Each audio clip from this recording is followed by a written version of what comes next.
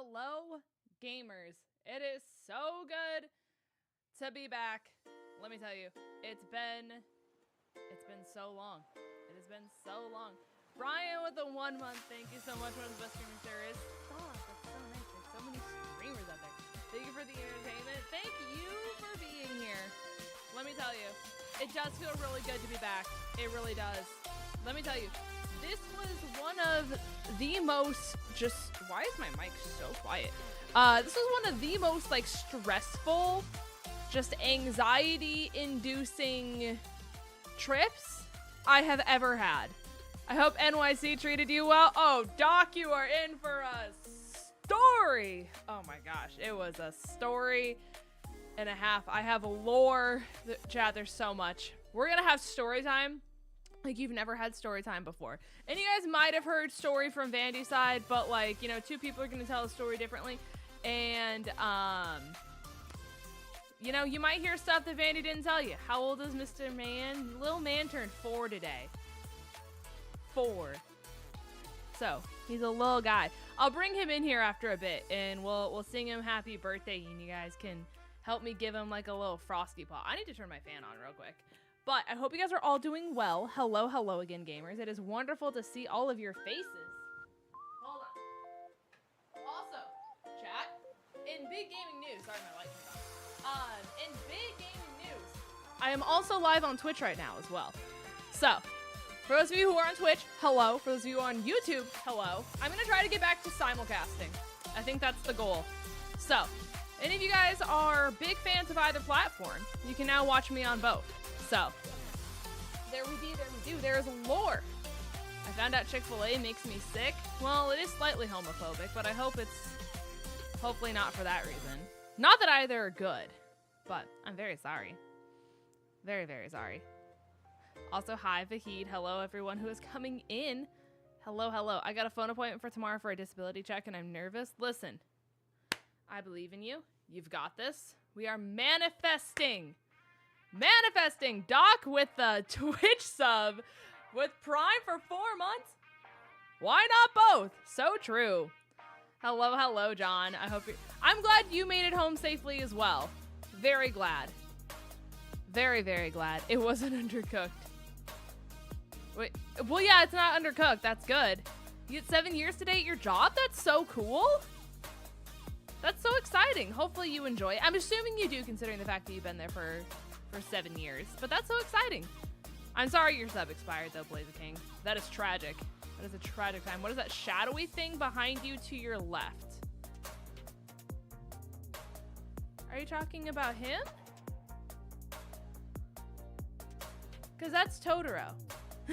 If that's the shadowy thing you're talking about, unless you're talking about my shelves, because the batteries went out on them. And I need to get them replaced. I just keep forgetting. Also, Lumi, welcome to the stream. Hello, hello. It's an honor. Otherwise, that's just a plant. It's just a plant. I don't know. I don't know which one it is. Amger. Hello, hello, gamers. Hello, hello. I'm happy to tell you I started Wuthering Waves on my phone. Let's go! Congratulations. Congratulations. Almost $500 later, I'm ready to go camping this weekend. Let's go! A camping icon. A camping icon. Yeah, it just got big leaves and stuff like that. It's a big plant. It is indeed. Also, Sam with the 22 months. It appears I appear as Cryington LeBron James Jr. III. Thank you so much for the 2 years. I do appreciate you so much, gamer. And Dan with the tier 2 as well. Thank you, thank you. I appreciate you for the tier 2, Dan. You're the GOAT. Da da da da da da. You're doing your very best. And that is all that matters at any given moment in time, is that you guys are doing your best, gamers. KC with the tier 1. I appreciate you, gamer. Thank you, thank you. Hello. You do too much. You do too much. This is me stopping the madness. Oh, change in transmission services cost too much money. Yeah, the labor's tough. It is tough.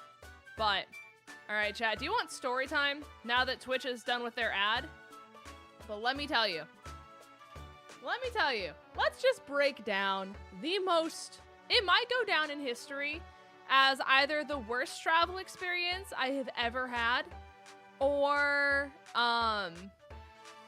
it's tied. At the bare minimum, it's tied for the worst.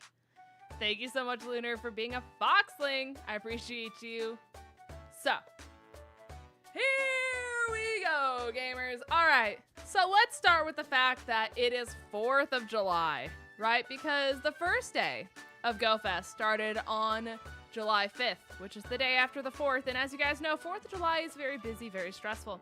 So, I had the pleasure, the utmost pleasure, and I do mean that sarcastically, in the most sarcastic way possible, of working a mid-shift at said job that I do. And said job that I do really relies on tips, because we don't get paid a lot. Let's keep it real. My paycheck at a bare minimum level without tips is not high.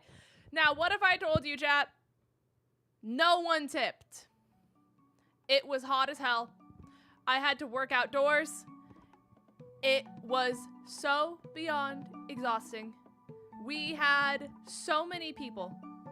So many people. It was a non-stop rush from the minute I walked in the door to the minute that I left. There was no down, there was no break, there was no nothing. And not a soul tipped. I walked out with less tips than I do on a Monday night on average. So, that was awesome. So let's just say I came home exhausted. It took me probably an hour just to cool off. It was just a lot of like me putting like cold rags on my neck and like drinking hydration smoothies and stuff like that.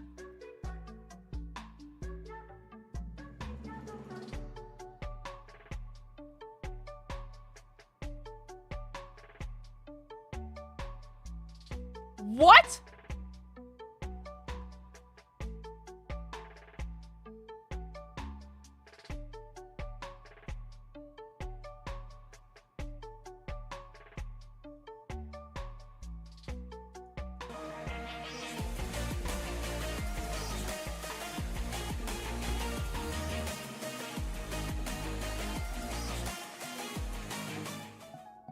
I didn't realize Happy birthday to my little buddy. My little buddy! I didn't realize you guys couldn't hear the sound effects until now. I fixed it. $200? For what? Who? What? What? That is so much money. Oh, thank you so much. It is his little birthday. It's so exciting. We love him so much.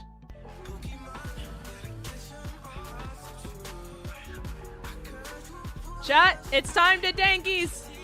It's time to celebrate.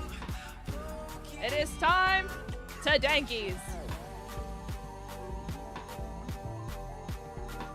You have to type it in all caps or it won't work, unfortunately.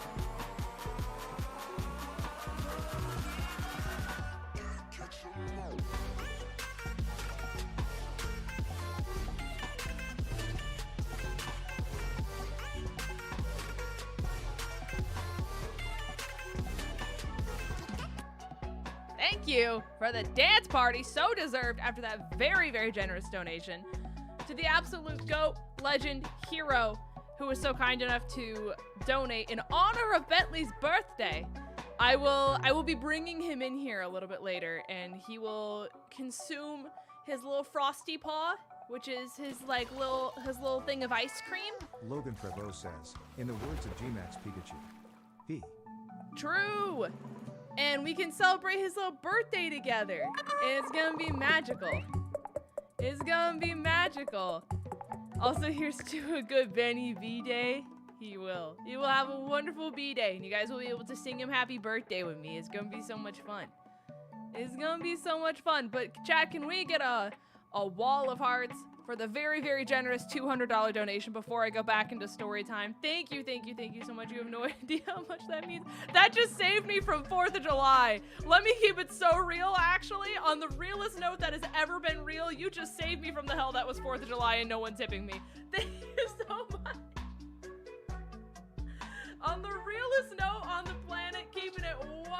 with you. You just saved my ass. Thank you so much. I heard from a very reliable source you got shiny Guzzler during GoFest. I did. It was the only shiny legendary I got. But thank you guys so much. Yeah, you guys remember the stream where I got Bentley. For those of you guys who have been around for a while, that is very true. Jiggly! Hello, Jiggly. I hope you're doing well. Down with the stiffers. I don't know what it was. Because, like, I'm gonna keep it real, chat. Maybe it's just the way that I was raised. But it was, like... How do I say this? Like, I was raised on the morals that if anywhere at all was open on any holiday, you were immediately incredibly grateful. If any of those places involved service of any kind, whether that is food, beverage, no matter what kind of service that would like fall under, you immediately, if there was a tip option, you tipped. If it was something where you had great service or you could tell that like, you know, people were really trying, you know, you absolutely would tip like a higher amount, if not the bare minimum, right? Like that's what I was raised on moral-wise. Like we had like, yeah, because that would qualify under services of someone who would like take out your groceries for you, Connor. Yeah, I agree. And so like we would have people. How do I do this without like, okay. So, you know how like when someone asks for something, you get like a screen that pops up that says like, hey, like this is what I'm asking for. And then you like do that service and you give it to them, right? I'm trying to use such vague terms here. So we would have people take up from one side of the screen all the way to the other side of the screen of just the stuff that they wanted, and they wouldn't tip after changing it 10 times. And like, that's just what's shocking to me. And it wasn't like it was just kids too who didn't know better. It was like 99% adults. So I don't know. It was just very shocking that like, of all times, like why would you not like take care of people who are working on a holiday if you are going to require that much service? Again, the vaguest terms I can use in this situation. So either way, 4th of July was awful. It was so bad. So thank you so much, Ty, for the 53 months being a Woodland Guardian. You are the GOAT. I appreciate you so much, gamer. Thank you, Ty. So I was like, hey, at least at the bare minimum level, I am so physically, emotionally, mentally exhausted that I should be able to sleep well, or at least get some sleep at a bare minimum level before our flight, because we had to be up at 3 a.m. to leave the house by 4 to be on our plane at 6. Okay? Makes sense. Everyone's following. Everyone's nodding. So, right? We go through, I got to show Vandy his new house, and we gave him like the little lay of the land. He wasn't able to see the inside of the house, but he was able to like drive to said house and be like, hey, this is the outside of the house. Wow, cool neighborhood. This is what we're around. Yippee! You know? So we were able to do that, right? I always got $20 in tips. I'm so happy for you, Connor. I am glad you have people who are willing to tip you for said services. So we did all that, and Vandy and I are like, all right, I think it's time that we honk shoe me, right? So we get into bed, and neither one of us can sleep. And keep in mind, I didn't have much caffeine that day either. I like purposely tried to like not do caffeine, so that way I like wouldn't be wired. We both couldn't sleep. So we finally, I think, ended up getting 1 hour of sleep before everything started. We had to start the leaving process. Everything was fine. Got up at 3, Caden took a shower. Caden's my brother, for those of you who do not know. We also refer to him as Coob, like C-O-O-B. So if you hear me say the word Coob, I'm referring to my brother. And Vandy, who is my boyfriend. They both took a shower. We're good. We get in the car. We drive to Atlanta to get to the airport, all this stuff, right? And I'm thinking, we're here at the airport at 5 a.m. Like, we're chilling. We're good. We're like, we are so, like, beyond set and good for this, right? We walk in. Oh, no, sorry. We didn't even walk in. Let's backtrack. So, we try to park. We're just trying to park the car. And you know how there's parking garages all over airports, right? So we're circling around the airports and we get to the parking garage, and keep in mind, there's me, a car in front of me, and then a car in front of that car. So we are the third car in line for this particular group that we were a part of, right? And there are people behind me. We're going up the ramp to go to the higher floors of the parking garage on the outside, because there's no ramps to go up a level on the inside. You have to go up on the outside. So we're going up on the outside, and a worker who worked for the airport stops our line and removes a barricade from, let's say, floor 3 of the parking garage. And they start waving us in. And I'm like, even better. We're gonna be able to park fast. We're gonna be able to just get in, get out. It's gonna be seamless. It's gonna be easy. It's not gonna be hard, right? Also, hi Viper. Hope you're having a great night. So, we, as this group of 3 and everyone behind us, start circling this entire floor of the parking garage. And lo and behold, the worker led us into a completely full parking garage that had no parking. And for some reason, although the Atlanta airport is the largest international airport in the world, chat, we don't have little indicators above the parking spots that tell you whether a car is in that spot or not. So you actually have to manually check, because there's not the lights that tell you above. So we circled this parking garage for probably 20-30 minutes before we find out, hey, there's no parking at all. The person in front of us did not have parking. The person in front of them did not have parking. So all of us as a collective are so beyond pissed off. We're so beyond stressed. And we're like, why did this worker wave us in and tell us to go here if there's no parking? And here's the fun thing about it, chat, is once you are on a floor of a parking garage, they don't allow you to go up or down. They only allow you to leave. So, because of that, we then had to go down the ramp that takes you down all of the floors of the parking garage, because they don't let you get off. And then you have to completely leave the parking garage, but once you leave the parking garage, you can't just loop back around and try to go up a different floor. You have to completely leave the entire parking area, go around the entire airport itself. And Atlanta being the largest international airport in the world, that takes you about another 5-10 minutes just to get back to the parking garage in order to try it all over again. So if you don't get parking on the floor that you tried to do, you are immediately out a half hour minimum. So I get back through and I'm like, frick it. We are just going to the roof. I don't care. I'm going, right? So thankfully we get to the roof, and God bless America, I finally got parking almost immediately as soon as I pulled up, which was the biggest blessing that could have happened. At this point, chat, we have 40 minutes, 40, until our gates close. As in, they no longer allow people on the plane. So that means we have 40 minutes to get through security, get to our gate, and get on the plane before the plane takes off without us. So, at this point, Vandy is so stressed, he is nonverbal. He is nonverbal. And Kate and I are like, all right, let's go. So we book it from the roof of the parking garage all the way to where check-in, baggage claim, all that is. Thankfully, we didn't have to check a bag. We only had our carry-ons. So we book it to where TSA is, and it is a madhouse. I have been to the Atlanta airport so many times. I have flown there a lot of times in my life. I have never, ever seen the airport this packed than this airport was at 5 a.m. And so usually you can get through TSA insanely fast, because if there's not spots, they're constantly opening up station over here, station over here, station over here.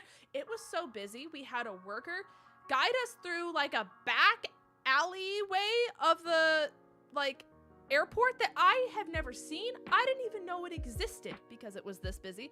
And they filed us through this random hallway that somehow had security there. And like, you know, the little x-ray things where they scan your bags. I don't know how it's there, why it's there, but we were a part of that group that got to go to this secret entranceway. And it took us a long time to get through because there were 3 stations, right? And because there were 3 different stands of, you know, security guards that are like, all right, here's your boarding pass and your ID. All right, this is you, go on. There were 3 lines of people. I went to the line that was going the fastest, right? As you do. And so, oh, it's for flight crew. That would make sense. Okay, also hi, Alex. I just said I welcome you to the stream. That was very formal. Welcome to the stream. So, we're going in the shortest line. And what I then came to realize is that the people in front of us, like way up the line, was a family of 10. And for some reason, and granted it probably wasn't their fault, like people probably had them split up. They also had straggler members that were also in lines 1 and 2. We were in line 3. And this family of 10 refused to go on after they were all like approved of like, hey, you are who you say you are, go scan your stuff through the line. They refused to move until the rest of their family who were stuck in the lines of 1 and 2 got through, which is fine, but it caused congestion. And the security people were like, hey, you need to move, you need to go. And then they were like, no. And then they got in a fight. And then they were like talking back and forth with each other, which then caused the person who was taking our IDs and like verifying identification to go and like neutralize that situation. And so because of that, we had no one that was moving our line for a long time, which then just created a whole hubbub, which basically slowed down our line by another 15 minutes. So we finally get through security chat and we have 20 minutes to get to our gate. And in any other airport, 20 minutes would be more than enough time. I would like to remind everyone, Atlanta is the largest international airport in the world. So we flew out of E as an echo gate. We started at T, which in this airport is before the letter A. Like if we're going like tier list, like T takes the place of S. Like T, A, B, C, D, E. So we were way far away from where we needed to be. So because of that, because Atlanta is such a big airport, you don't just go through the airport and you have to walk all the way to the E gate. No. You have to take a train to the E gate. Also, hi, Valdo. And hello, Thad, as well. Welcome to Story Time with Linz about how NYC was the most stressful thing I've ever done. So, we go and we make it to where the train is. As soon as we walk there, we see the train go, meow. And we stop, and Vandy and I look at each other, and I'm like, we might have to run. So, we book it down to like where the next train pickup station is, right? And halfway to like the next pickup spot, this is before we even get to New York New. It's so bad. Halfway to us getting to the next train pickup spot, Vandy looks up and he goes, Linz, the sign says for us to try to run to gate E. It's 27 minutes. And I'm like, oh, so we can't even run. Awesome. Sick. Okay. So thankfully we get to the next pickup spot and there's a train that's like waiting for people to get on, and we get on like right as the doors close. And keep in mind, at this point, chat, we have 10 minutes until our gate like closes. They don't allow anyone onto the plane anymore because they're already boarding at this time. They had been boarding for probably 5-10 minutes at this point. So we're panicking. It is peak stress. It is peak panic mode. So we're on this train and Vandy's watching like, please hold on. This train is departing. This train is headed towards A, as in alpha. Like, so we're going through the alphabet and I'm just watching Vandy's like stress radiate off of him. like he has a fever. Like it is, he's nonverbal. He will not speak. He's so stressed. So we finally get to E-Gate. We have 5 minutes. 5 minutes before our plane just leaves, right? So not only do you have to get off the train, but then you have to take an escalator, which takes you to the actual gate, right? And what they didn't tell you is we were like the last door of said gate. We were like E32. So we take the escalator and we're running. At this point, I'm running so hard and for so long that I'm questioning if I'm asthmatic, because like the oxygen is just not going into my lungs. I'm like wheezing and my body is not retaining as much oxygen as it needs to, and I feel like I'm gonna pass out. So we finally get to our gate and no one is there. No one, like not a soul. Like the screen where it tells you like, hey, your flight is like boarding flight, whatever. There's not a person, there's not a worker, it is nothing. And so I'm looking like, we're like, did we miss it?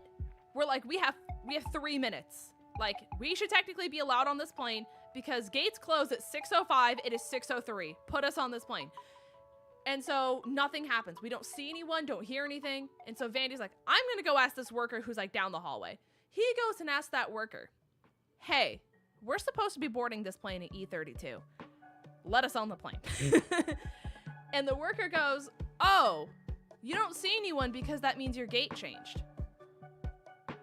And I want everyone to know ahead of time, yes, I do have the airport and our airlines app downloaded. We were never notified via email or any alert under the sun that our gate changed or what our gate was changed to, because I was actively checking the entire time. So our gate changed. So we start booking it down the E-Gate, and Lord and behold, like, I don't know how I did it, but I just saw like this congregation, if you will, of people by a gate, and I was like, I'm just gonna check. And Vandy's like about to rip my arm off, and I'm like, no, let me check. So I look, and thank heavens it was actually our flight, and they were still letting people on. So we just slid our way in, and like, thank heavens we did it, and we got on the plane with literally 60 seconds to spare. So we finally get on our lovely flight, and we're both just so high stress, just pumped full of adrenaline at that point, that we're like, we can't even sleep on this flight. So keep in mind, we didn't sleep. So we were running off of 1 hour of sleep this entire day. This is like the entire season finale of Friends all over again. Well, what if I told you this is just getting there? We're not even in New York yet, chat. We haven't even made it to New York City. So, I don't know what our pilots drank, like coffee-wise, or like what happened, but it was supposed to be like a 2 hour and 15-minute flight. We got there in 1 hour and 45 minutes. I don't know if there was just no air traffic at all, or what happened, but we were supposed to get there at like 10:30-ish. I think we touched down at like 8:45. So I was like, oh, okay. Sick. I was like, I hope our friends are awake, because we called the night before and our hotel wasn't going to be able to hold any of our baggage. So, I was like, I don't really know where we're going to put our stuff if none of our friends are awake. So we're just going to hope and pray at this point, right? So we get to LaGuardia, which is the airport that we flew into, and we have our stuff. Thank heavens John is awake, John Stone. And we're like, hey, can we put our stuff in your guys' room until like our room is ready and we can just like meet you at the hotel? And he goes, sure. And we're like, great, fantastic, cool. So we get an Uber, and the Uber takes us all the way from LaGuardia to our hotel. Like a 35-minute drive-ish. We were staying like in the Times Square area. So we get to where our Uber drops us off. And we have come to the attention that our Uber dropped us off at the wrong location very quickly because we, first and foremost, could not find our hotel. And we walk into the lobby and we're like, hey, John, we'll meet you down here. And John's like, okay, let me just make my way down. So John makes his way down and he goes, where are you guys? And we're like, we're in the lobby. And he goes, no, you're not. And we said, what do you mean we're not? And he goes, you're not at the right hotel. And we're like, what do you mean we're not at the right hotel? And he goes, I just checked your location. You're over a block away. So we're like, okay. And at this point, our Uber's gone. So we're like, all right, give us a minute. We're gonna walk to our hotel. So we take our belongings and we walk all the way to the hotel. And thank goodness we were able to find it. They did have our reservation on file. That was a good thing. That was a very, very good thing. But we still couldn't check in because there was a person like in our room at that point in time. And thankfully we were able to go about our day relatively normal up until this point. What I didn't know about GoFest, and this was news to me, is GoFest actually takes place on an island. Takes place in Randall's Park for all my lovely New York native people. So I was unaware that it was such a journey to get to said location. So when it came to going to the actual park itself, our Uber dropped us off at basically as far as you could go. And what apparently has to happen, right, is you go up a ramp that takes you to a bridge that has you cross, basically across the ocean to where the island is. But there's a whole bunch of Pokemon representatives that are there who are like, hey, it's not here, you have to keep going down that way. What they don't tell you is that way is about a 30-minute walk to get to the very edge of the island that takes you to another bridge that takes you to a different part of the island that then becomes the starting point of the event, where you then have to only access the front half of the event, but in order to access the second half of the map for the event, you have to basically cross under an overpass and go, like, I don't even know how to describe it. It was the most roundabout, you felt like you were going nowhere, yet everywhere at the same time.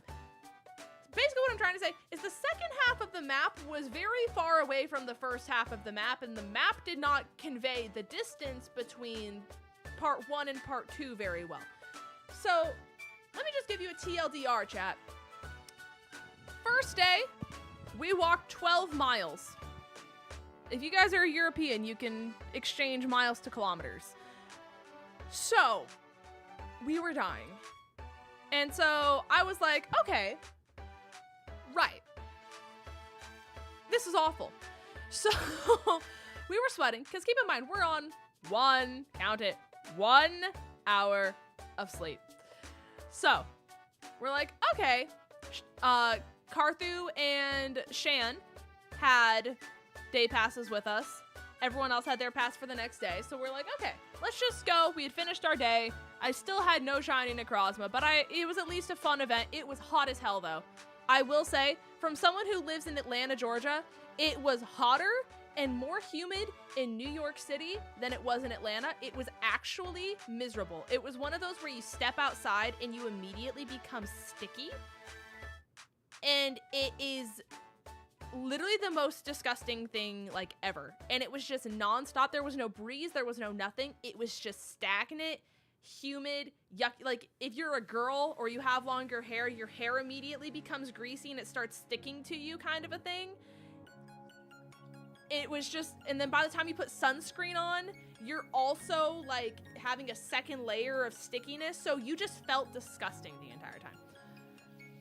So we are making the long trek back to bridge number 2 to take us back to where our Uber is gonna pick us up, right? And this individual from who knows? I don't even know where she came from. She comes over a hill and she starts yelling at me and pointing. And she goes, beautiful, beautiful, wait. And I like my eyes get really big and she goes, no, don't look at me like I'm crazy, beautiful, beautiful. And I was like, no, I would never say or think that. No, I was just very alarmed in that moment. And I didn't know if she was talking to me, but it was very off-putting. And she then started saying, beautiful, beautiful, I picked this for you. You're beautiful like lavender. And then starts handing me and everyone in our party dried lavender. And she goes, sniff it, it smells so pretty. And I didn't know if this was like drugged. I didn't know. I didn't want to take the chance. So I just like lifted it up to my nose. And I was like, it is very beautiful. Do you want it back? I don't want to take something so beautiful from you. You know what I mean? And she goes, no, beautiful, beautiful, it's for you. And I was like, okay. Yeah, absolutely. So I'm just holding it. Like everyone's just kind of holding it, right? And then she proceeds to take the dried lavender, like the flower, the full thing, and she starts eating it as she's walking with us, with her mouth open. So you're seeing the lavender in her mouth coating her teeth, which was a very strange thing to witness. I was just letting her do her thing though. So, she then keeps walking with us and starts following us. And she kept running in front of us and then like walking backwards, staring at us. So like it was one of those things where like we couldn't escape it, I guess, if you will. And she proceeds to be like, no, never smoke cigarettes. No. And like I couldn't tell if she was speaking a different language for part of it, but I didn't know what she was saying. I couldn't tell if she was just mumbling or if it was a different language. So I was like, just like smiling, nodding. And at no point did she ever come across like threatening, or did I feel like my safety was in danger. It was just very invasive. And just like, she was very forward about everything. And she was like, none of you never smoke cigarettes. And I was like, would never smoke cigarettes. I mean, I haven't, right? And so she then followed us all the way across the bridge, was like not getting any verbal cues or like non-verbal cues that like we didn't want her to follow us. Because I honestly at one point thought she was gonna try to get into our Uber with how like forward she was being. And we had a lot of people who were like behind us who were also leaving the park. And like this guy who was like roughly our age was like, do you know her? And he goes, yeah, I didn't think that you did. And I was like, yeah, we don't know her and I don't know how to get her to leave. And he's like, well, good luck. And then he left. And I was like, you're not gonna help us? So he left, and at this point I have to book the Uber because we're almost there, but I'm so nervous to book it that I don't want her to get in it. So I had to book an Uber and be like, hey, there is a lady with this description who is following us. We do not know her. Like, please do not let her into said vehicle. And it was so scary. Like, not scary as in like the fact that like I thought she was ever gonna do anything or we were ever in harm's way in any way, shape, or form. But I literally thought she was gonna try to get in our Uber. So, thankfully, Uber comes and like she ends up like, yeah, give me a high five, everyone. She high fives all of us and then she just runs for the hillside again. Like literally just runs to the hills. And we're like, oh, okay, goodbye. All right. And so we were just very off put, right? And now let me get back to how hot it was. Because keep in mind, this is all just day one, chat. I will say the only off-putting thing she ever said for me is she goes, beautiful, beautiful. Your time is coming to an end. Oh, beautiful, beautiful. No. No, don't go, beautiful, beautiful. Your time is coming to it. And I'm like, what do you mean by that? What does that mean? What do you mean by that? So that's where I was like, I didn't like that. So, if anything happens to me, chat, she foretold the future, right? But it was a very shocking, very intimidating, very like, because I was the only one she said it to. So I don't know. It was such a tone change though from everything. She just turned around and she goes, beautiful, beautiful. Your time. And she like looked scared. It was so alarming, Logan if you will. wants some life advice. Here it goes. All I gotta ask is, what the beat? I don't know either. But so in another turn of events, I was so rushed trying to pack that I had a set of clothes that was by my bag that I guess never made it into my bag. And inside that pile of clothes that should have made it into my bag were like bike riding shorts that are longer, so you don't have to worry about chafing. Because for all of my lovely people who chafe, you know how horrible it is.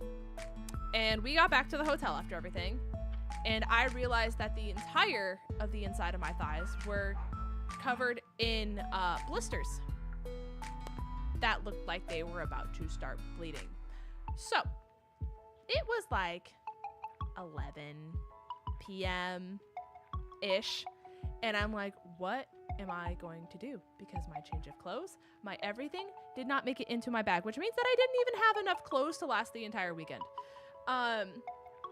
And so we end up making like an 11 p.m. trip to Target where I pay way more than I ever would have in my entire life because A, Target didn't have any bike riding shorts. They only sold leggings, which was very shocking to me that there were no shorts of any athletic variety sold at said Target. That was very shocking to me in all capacities.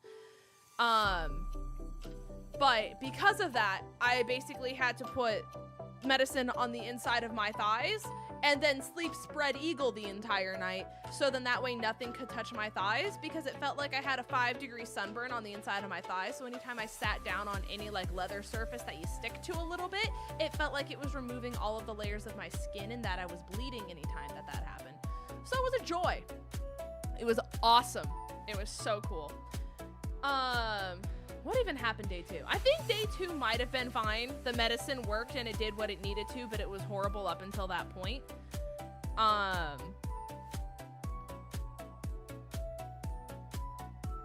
Yeah, Saturday might have been okay, other than the fact that it was just disgustingly hot. Yeah, it was just gross. However, we make it to Sunday, and Sunday's the day that we leave. Okay? So, we're like trying to figure out the night before, like, how long people are gonna be out, so that way we know what time we need to wake up in the morning, because, you know, people were talking about doing like a whole city adventure in the morning. And so, we were on a floor. T, Raidaway, Johnstone, Supra, and Supra's girlfriend were all on a floor. And then Shannon Carthew were on their own floor. Right? So, we wake up Sunday morning, right? And, you know, checkout happens, and like, we haven't heard anything from anyone. The group chat has not budged. So I'm like, okay, everyone slept in. We'll just like head down. We'll have hotel hold our luggage and everything will be good. So we check out, and I message the group chat and I'm like, hey guys, we just checked out. The hotel's holding our stuff. Where is everyone? And they're like, oh, we're at the Harry Potter store. And I look down at my phone. They're like 35 minutes away from us. And keep in mind, chat, Ubers in New York City cost you on average $75. And I look at Vandy and I'm like, we're not Ubering. So I'm tracking Taylor's location the entire time. And it's like trajectoring me to her.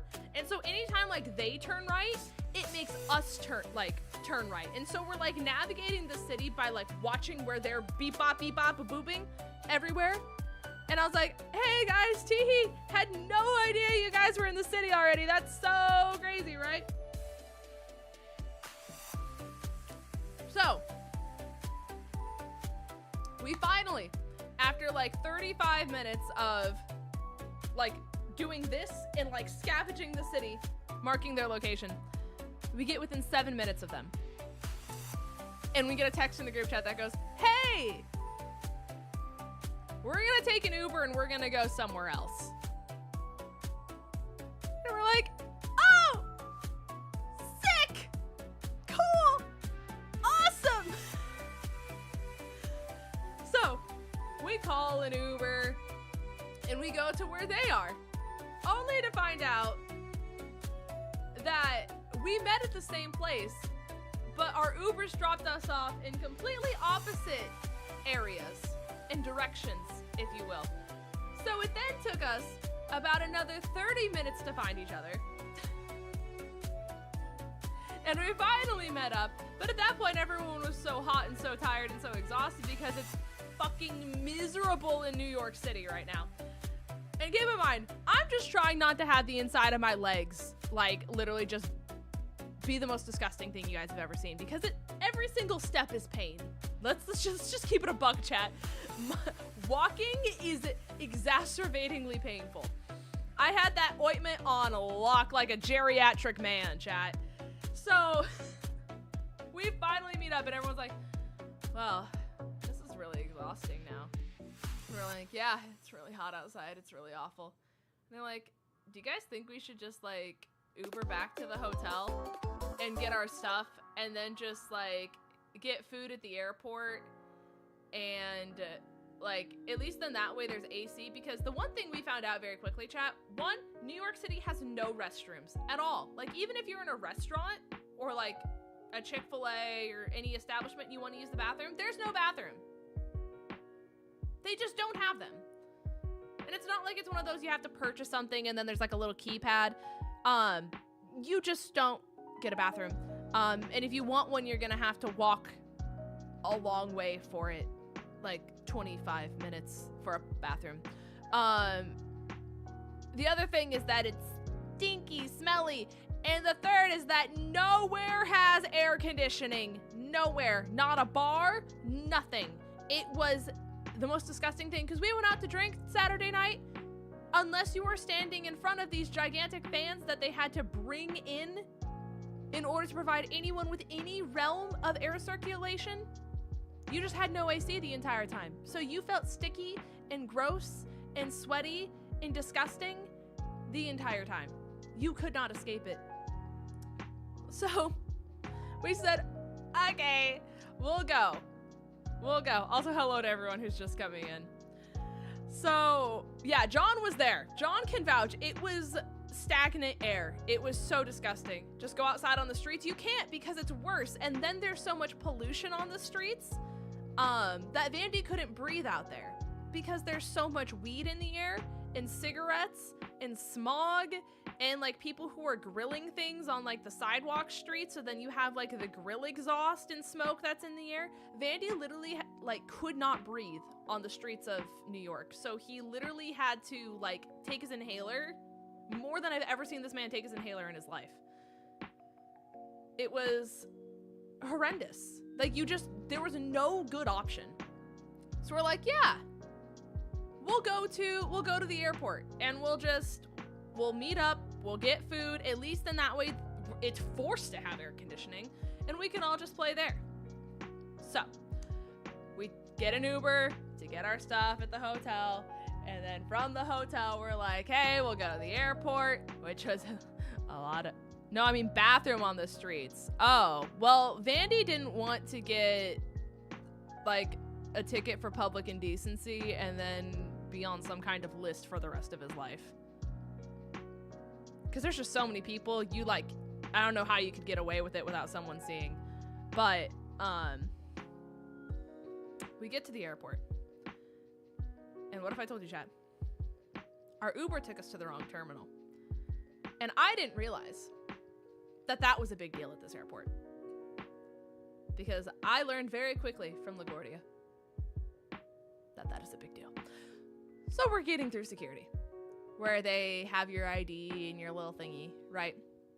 And I'm about to give them my ID to like go to the x-ray portion of everything. And I was like, hey lady, So our Uber dropped us off at the wrong terminal. I just want to be sure because I've never been to this airport before. So we're at Terminal C right now.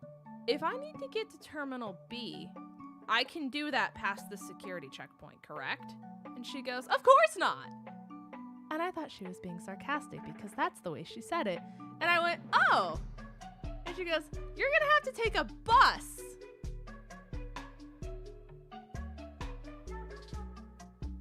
And I said, oh, really? And she goes, yeah. So what you're going to do is you're going to have to cut everyone in line over here. You're going to go over there. You're going to take the elevator. You're going to take the elevator down. You're going to have to go all the way around the airport. That's going to take you out of those doors. And then you're going to have to walk around the outside perimeter of the entire airport until you get to the pickup lines. You're going to have to pass everyone who's trying to get pickup. And then at the very end, you'll be able to find the buses. And then once you get to the buses, you're going to have to go to the very end of that. And then that's going to give you the bus that takes you to the other terminals. And we're sitting there like, okay, yeah, let me do that real quick. So we book it as per usual because nothing on this trip can be simple. We make it to the bus, which took us about, I would say, 15 minutes just to even get all the way to where the buses was. And thankfully the bus ride was actually very short. But nowhere in LaGuardia is connected. No one, nowhere. Not a singular place in LaGuardia is connected. So if you're in a gate, you're trapped in that little gate because they have them off as like little spikes in the airport. And if you're in that specific spike that goes off in one direction, you can't get to the other ones. So we finally make it through. We get through security. Like everyone else is shortly behind us in their Ubers and we're warning them ahead of time and everything. And it comes to our attention very quickly that like 90% of our group is in a different terminal than us. So the whole plan of like, hey, we'll all just get dinner together and we'll play the game from the airport and we'll vibe and do all this stuff, and that's why we got to the airport early so we all could still hang out. That's no longer an option. So we found out the only people that we could hang out with were Rich and Taylor. And I don't even know how they were in our terminal to begin with. But somehow, some way, they were. And I'm not going to question it because they were the only individuals that we had. So we're hanging out in the terminal and we get a notification that our flight's delayed. And I was like, okay, we're good. We're good. We gotta be fine, right? Because we had a layover in Charlotte and I planned enough time between flight 1 landing and flight 2 taking off that like, even if we had a delay, we were gonna be good. And so Caden was concerned because he had to open the next day at work. And so Caden's like, we're gonna get in really late. And I was like, yeah, have fun tomorrow, big cat. And so it's about time for us to start heading to our terminal in order to board when delay number 2 comes in. And Caden goes, oh no. And I'm looking at our flight and I'm going, oh no. So Caden calls and is like, all right, I'm now opening on Tuesday. Great. Got his work figured out very fast. We start making our way to our terminal because I'm like, I'm going to have to talk to someone from the airliner that we flew because I'm just going to freaking say it. So I need to talk to someone at American because we're not making this flight, right? So we make it down there. They delay our flight again for a 3rd time. And at this point, everyone's angry because there was a massive storm that blew through Charlotte. So like, it wasn't even their fault. It's not like it was anything with like the manufacturer of like the plane or anything like that. It was just a giant storm. And so, you know, you can only take off and like get down so easily after all of that is happening. So I get in the very massive line that starts to form for American of everyone who needs to get a new plane, a new everything. And so we finally make our way up there. And I'm like, hey, we're not going to make our flight. And she goes, oh, okay. Let me see if I can like get something figured out. So she starts searching and searching and she goes, well, I just got a notification that your connecting flight is also delayed because there's an issue with the plane and they're gonna need at least 2 hours for maintenance on your plane. Just, you wanna try to make it? And I said, no, actually, I don't wanna try to make it. And she just kept trying to push me to stay on that flight. And I'm like, you know what? I'm actually good. Just give me a flight on Monday. Because, like, he has family there. We'll stay with his family. I would really prefer to fly, like, Monday at this point. You know, I'm being nice about it, you know? And so she goes, okay, we have a flight that takes off at 6 a.m. And I was like, oh, right. Do you have anything later in the afternoon? And she goes, yeah, there's like 13 flights. And she goes, so there's one at 7, but it's on standby. There's one at 9, standby. 10, standby. 12, like, just kept going and going and going. And she goes, well, it looks like the only flight that isn't standby. And for those of you who don't know what standby is, it basically means that the flight's full. So that means that you show up at the airport and you just have to basically hope and pray on your hands and knees that either someone doesn't make their flight, reschedules their flight, or something happens to them to where they're no longer on their seat and you take their spot. And it's a waiting list. Because if someone's on standby before you, then they're going to get the priority and you're going to have to wait and hope that happens to passenger 2 or 3 or 4, etc., etc. So she goes, the only flight that's not on standby is the one that takes off at 9 p.m. And I was like, awesome. I will take 9 p.m. Because I was like, at this point, we'll just stay with Andy's family. We'll have a chill day. We'll get some food. It'll be easy. And she goes, okay. And she rebooks us. Good, fine. And so the people then come over the speakers and they're like, hey guys, so the storm's really not getting any better. We don't know when it's going to get better. So we're going to keep delaying the flight, but we don't know how long we're going to delay it for. So there's not actually a new loading time. Just keep checking back every 15 minutes and we'll see if there's a new time that we can give you guys. And we're like, awesome. Sick. That's crazy. I love that for us. So you basically couldn't do anything because even if you go to try to get food, it's going to take you like 20 minutes. So we were just like, all right, we're just going to stay here. Fine. I don't care. You know? So we were the first people of our friend group that were supposed to leave. We had the earliest flight of everyone in our friend group. Everyone was already in the air before this flight even let us on the plane. So I think we finally board the plane at 10:45 p.m. We were supposed to take off at 8, by the way. And once we're on the plane, we were so backed up that it then created a backlog in the entire airport because nobody could take off. So we sat on that plane, not even able to take off into the air for an hour. And keep in mind, there was no air conditioning. There was no nothing. They didn't want you getting up and using the bathroom because if you even had the idea of getting up and out of your seat, they actually called you out over the intercom and chewed you out. They were like, hey, to the people who think that it's okay about 15 rows back to stand up, we're going to need you to sit back down and put your seatbelt on. And we're like, okay. So we finally get in the air. We finally go through everything. And Vandy looks like his soul is about to leave his body because Vandy does not like flying. And keep in mind, we are flying into a storm. And so Vandy's like, oh my God, we have turbulence. The plane's going to go down. It's just like literally having a panic attack. And you can't say anything to help him. There's nothing I could tell him in this point in time for me to be able to make this any better.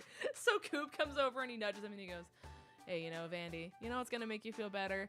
And Vandy doesn't even respond. He just looks over at him like this. And Coop goes, just like Allstate, you're in good hands. He's like that big man upstairs. Just like Allstate, you are in good hands. Which is the craziest bar I've ever heard. But for some reason, it really resonated with Vandy. And he was like,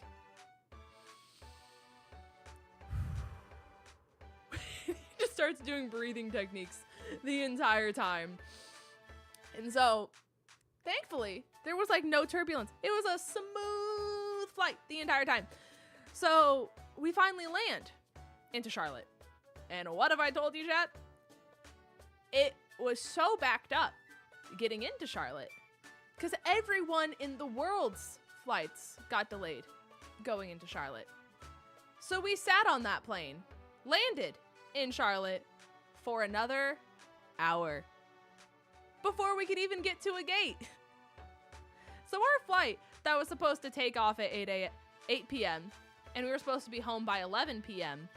ended up with us landing and getting off the gate at Charlotte at 1:30 a.m. and taking off at 10:45. So basically, long story short, that was the worst of it. No, actually, I lied. I didn't even, okay. So we land and we finally get to our gate and I wish that was it. There's always just something else. And everyone goes crazy.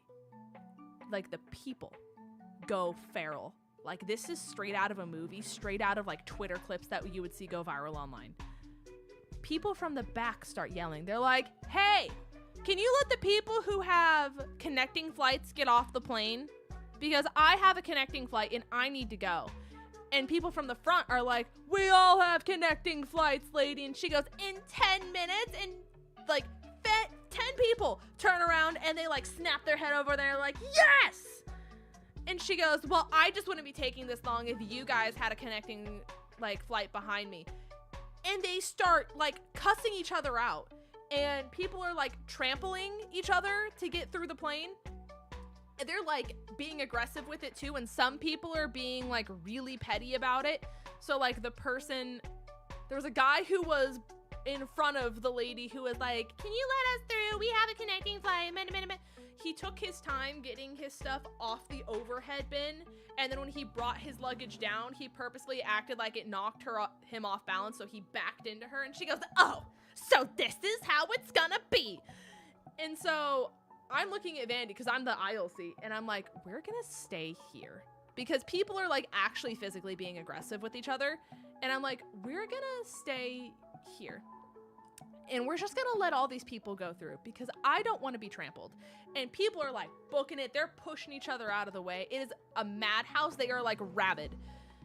And Vandy's like, but I want to go. And I was like, well, you can chill out because these people are being violent.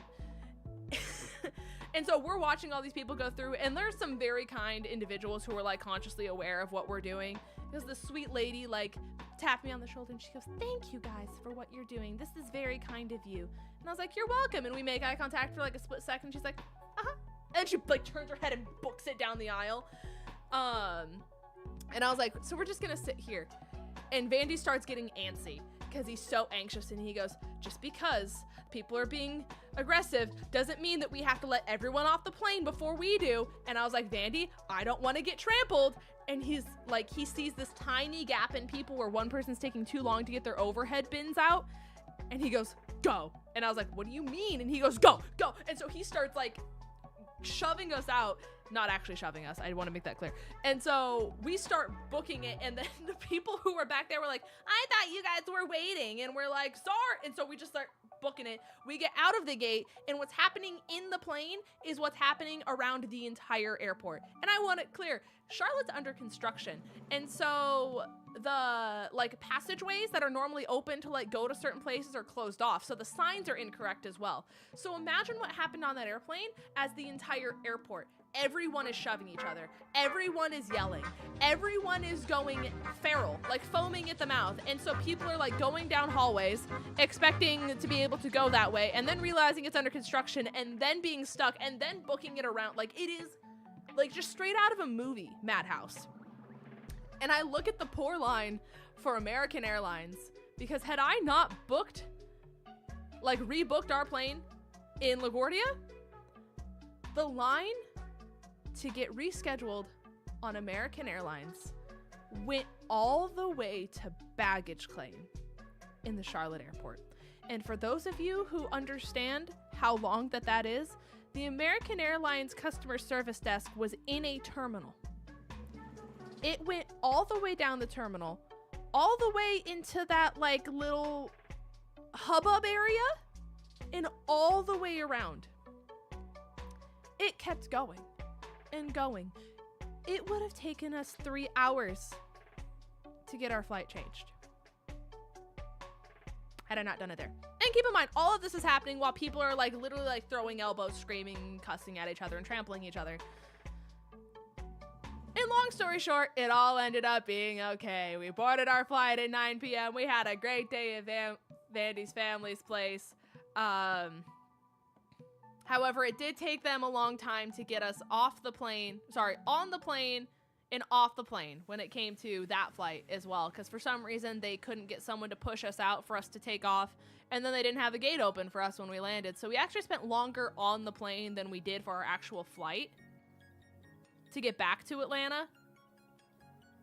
But I think I went to bed at like 2 a.m. yesterday. That was when my day ended, and then I had work that evening. So this is like my first official day back. And that was my trip to New York City. Yay!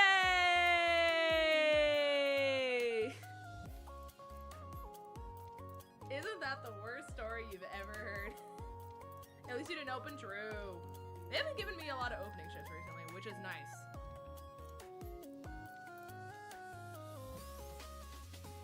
Drive next time? I don't think I'm driving from Atlanta to New York City. I don't think that's happening.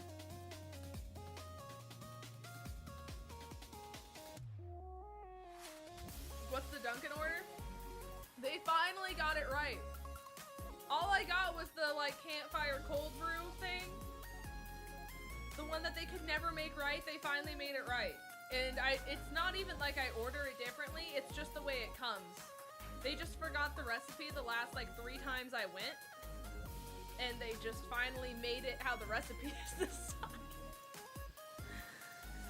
Is it a latte? No, it's a cold brew.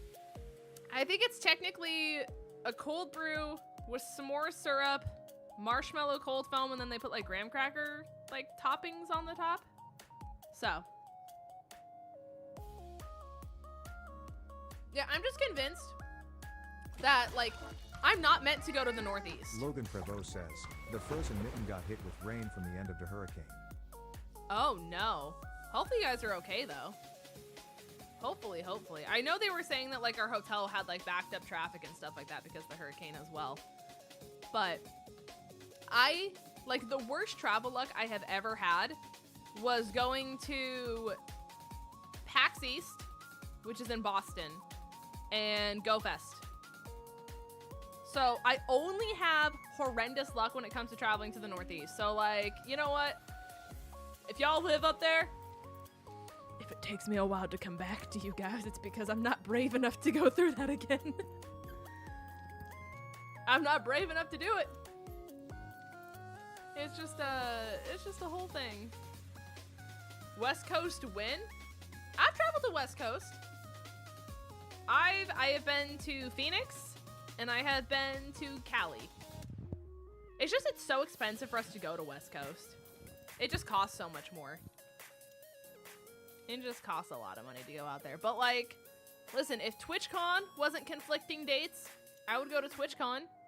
TwitchCon's also kind of expensive, like I said. But like, if I had a reason to go out there, like if GoFest was out there, if something else happened out there, like I would go. I just don't have anything out there like content creation related right now. You know? Like if they did something in Seattle, fair game. I would do it. But they just don't do anything out there. So unfortunately TwitchCon's in Las Vegas, and I'm not gonna lie to you, I don't know how much of a fan I am of Vegas. It's just like it does not seem like my vibe. So there's PAX West in Seattle. Yeah, but like people don't go to it, you know? That's the issue. You were in my state and I never knew. It would have been years ago. It would have been before the reckoning, if that makes sense. If not, you're just gonna have to put the puzzle piece together in your brain.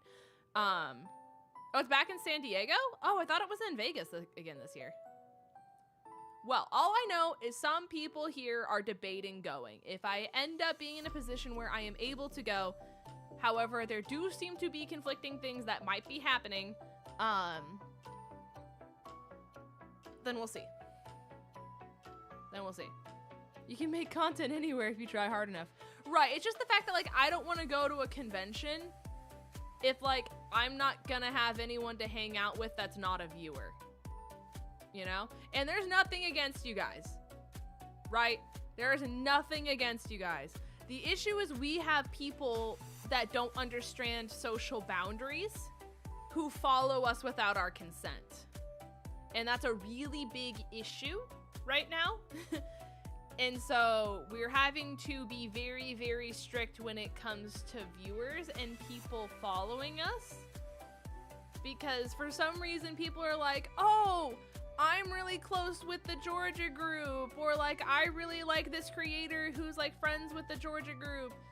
And like our boundaries are at a point where they are like being respected like worse than they ever have been. And it's only getting worse with every single convention that we go to. So, as much as I love you guys, and you guys are great, and you guys are cool, and I would love to hang out with you guys, it's like a con only thing, and like not outside of that. So, yeah, it's just there's been a lot of following, or like people being like, oh, where's your hotel at? I had people like verbatimly like ask me for my phone number several times. It's bad. It's really bad. And it's one other thing if we're like, hey, like Newt, for example. Like Newt and our friend Blue, like live in the Northeast area, and we're like, hey, we would love to hang out with you guys because we would never get a chance to hang out with you guys otherwise. Like, there's a difference between us saying, hey, we want to do this, and even if you can't go to GoFest, like, we'll meet you somewhere. That's very different than being like, oh my god, my favorite creator, where are we going? Where are we going? What you doing? Where are we going? Where are we going? Or just not even asking and then just following the entire time. So, yeah. It's a whole thing. One of the rumors for FestiU this year is that it would be held in Dublin. Dublin! I'm getting close to the funny number. You are. You're so close. I'm back and I haven't. To the funny number, lol. I forget that on Twitch they read them out. I'm going to have to get so used to that. But you are very close. So, I quite literally remember Frank asked me to walk with him and I left as soon as we met up with everyone out of courtesy. That's amazing. It's so amazing. So, yeah, it's literally like every single event that is happening basically from here on out, we are having to put out like very big public service announcements. We're gonna have to do it for Worlds. We're gonna have to do it for like every single event as of right now, which really sucks, you know, that it has to be in a position where it is that way. But it's one of those things where like we can't really make exceptions for it either, because if it's okay for like one person, then everyone's gonna think it's okay. So we just have to be like really like, I don't want to say guarded, but there have to be like really big boundaries where unless we're explicitly saying like, hey, let's go here, hey, come along with us and do blank, that it's basically going to be telling people like, do your own thing, you know? But what was my best GoFest get? I did see someone ask that. The one that I was very, very happy with, I had really bad luck when it came to GoFest. I'm not gonna lie to you guys. It was pretty rough. I had the worst luck of everyone in our friend group, by far. Like at one point, people thought my game was glitched. Like people started saying they were going to contact like Niantic. It was that bad. I did I actually ended up getting more. I did 72 Necrozma raids, and I never got Necrozma. So Vandy traded me one. So I ended up getting Dawn Wings Necrozma. Only because Vandy traded it to me. Here, let me lower the brightness more. Ah, frick, that's too bright. Is that better? Yeah, so I got Dawnwings Necrozma. Only because Vandy traded it to me. I got Shiny Beldum that I evolved into Metagross. So he was a cool guy. Hey! Someone replied to my tweet. That's crazy. I got Nihilegos, but they're not shiny. I got Buzzwoles, but they weren't shiny. I'm just going down my list. This was one I was proud of. I did get Guzzlord. He's a little pumpkin, like inverted pumpkin. So I got him. Yeah, I'm 0 for 72 on Shiny Necrozma. It was a toughie. I got Shiny Braviary. So he was pretty. I'm literally just going down in order.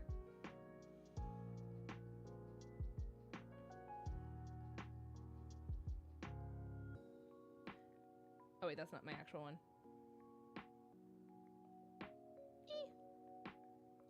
I should just search by shiny. Why am I not just searching by shiny? That would make my life so much easier. We have technology.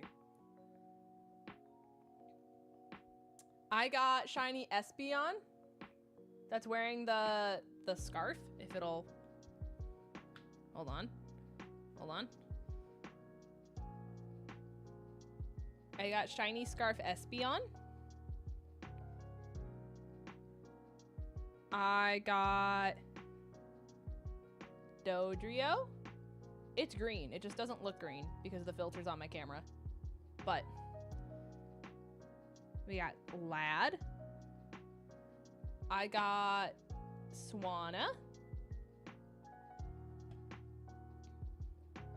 I got Tyrantrum. And Aurorus.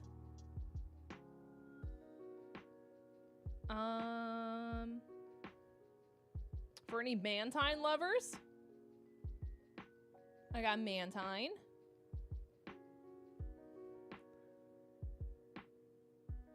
I got Golurk. The colors look so different on this camera. It's kind of crazy. I got Furfrou that I made the yellow form. Like, that one is actually as yellow as it looks. This one was one of my pride and joys. This was like one that I really, really wanted. And my Go Plus Plus caught it. I got shiny Lapras with a bow tie. Like the absolute angel that it is.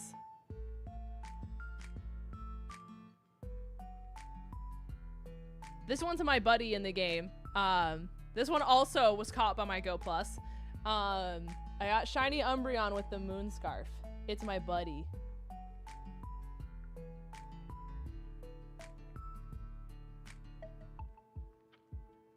It's my buddy. So they had different forms for Eevees. So this is shiny Eevee with a sun crown. I have 3 of them. I really wanted Moon. And I never got one, so I traded Sarah for one. Because it was like one of my ones where I was like, please, please let me get shiny Moon Crown Eevee. And I never got one. But Sarah traded me an extra one that she had. But she's a little baby. Little baby. And what's really funny is I caught an extra large Aurorus. So let me just show you. This is what she looks like, right, chat? On paper. If I make her my buddy, let me swap her with Umbreon real quick. I need you guys to see how large she is in case you didn't see it on Twitter. Hold on. Look at how tall she is. She's taller than my person. She's so large. I love her so much. Hold on, can I make it? Can you see it better that way? Kind of. She's so tall. I love her so much. XXL? No, this is just XL. This one's just XL. There's a size bigger than this. But I love her so much. That's basically it for the most part.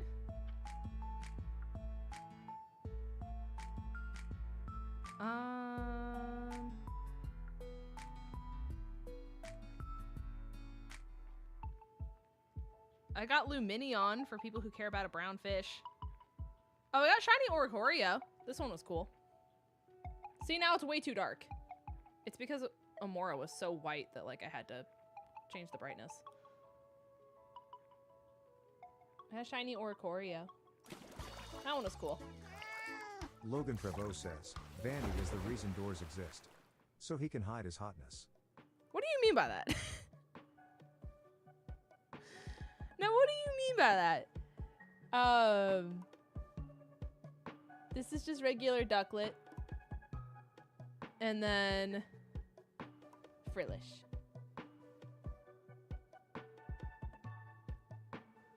And then Frillish. So yeah. Those are the ones I got.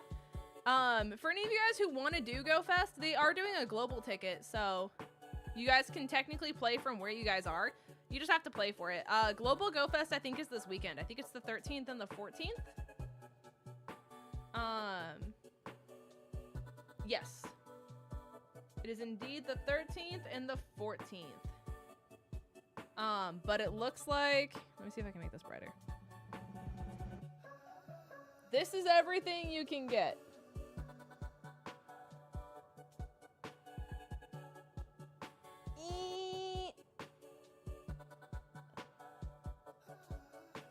So you can still get Necrozma, you can get Jangmo-O.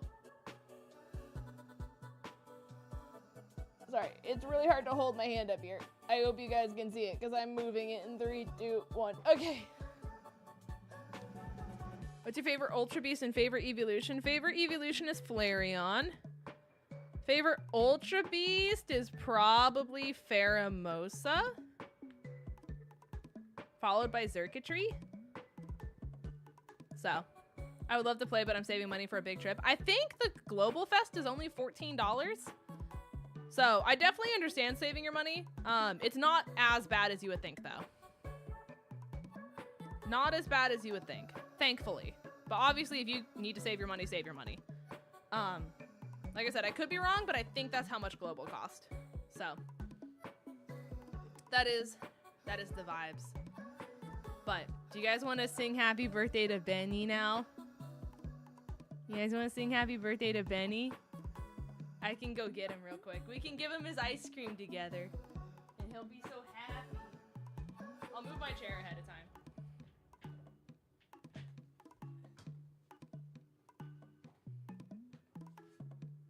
I'll take my time so Twitch people have time to come back from their ad. So, give me just a second.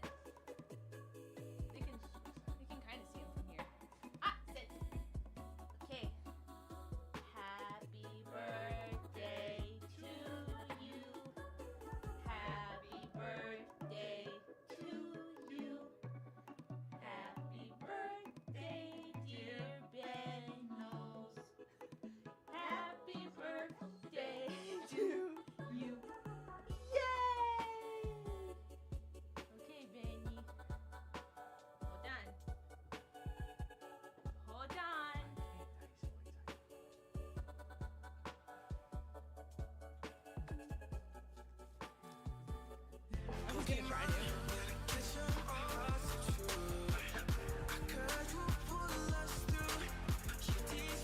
Yay!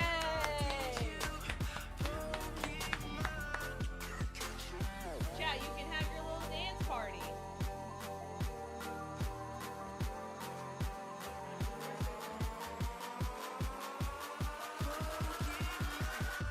Thank you for being happy.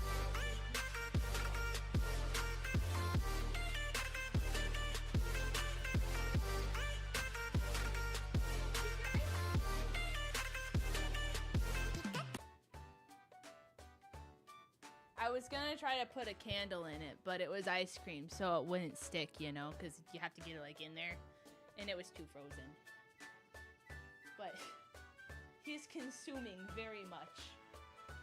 You just can't see him. I'll see if I can see it. Hey. He doesn't want me to take it. It's his. He said, please no. He said, please no. But yeah, he's 4 today, chat. He's 4. Yeah, it's a tiny little, like, cup.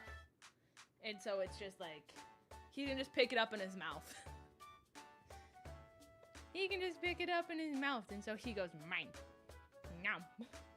So. Don't take my food. He's like, it's my birthday. You can't take this from me.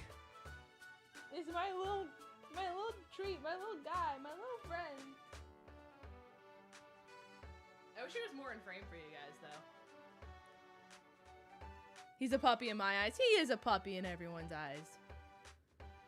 Have a good night, Cody. I appreciate you. I also can't get my chair because it's directly in front of where he is. But have no fear, chat. He is nibbling away at his ice cream. Courtesy of chat. I would commit war crimes for Bentley. You need to get a dog cam. I technically could. It's just that, like, Vandy's house is much more set up for it, like, wire-wise and everything than mine is. Bentley's also just, like, never in here. But I could try to get a webcam. That I just move for it. I just have to hope it can reach. It's mainly the fear of, like, the cord not being long enough. I love my time he got back just as he got it. Yay! Yay! The little guy.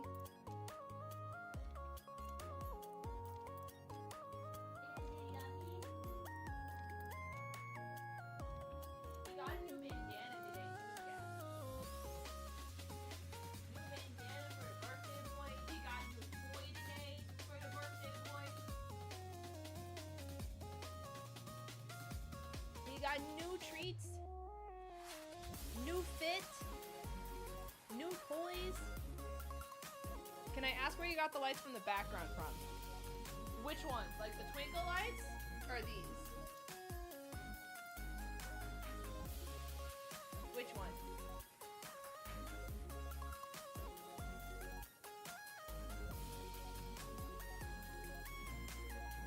The hanging one. So I'm not gonna lie to you. I got them from Amazon. They're technically Christmas tree lights that you can remote control from your phone. I just got clear wiring and I strung them up, but they are technically Christmas tree lights. I can send you the link for it if you want, but they're Bluetooth and they're RGB, so you can make them whatever color you want them to be, but you can control them all from your phone. Like, let me see.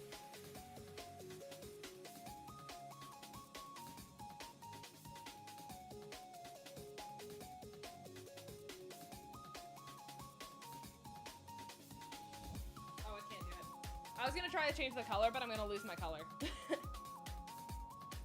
I'm gonna lose the color if I change it. But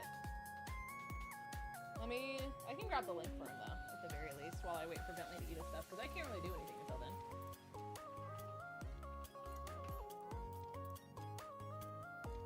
Orders. Lights. Hi, Price. Welcome to the stream.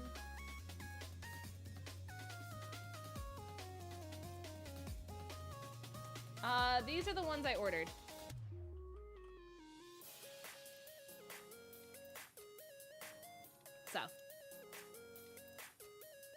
if you do enjoy, that is them. They're completely RGB.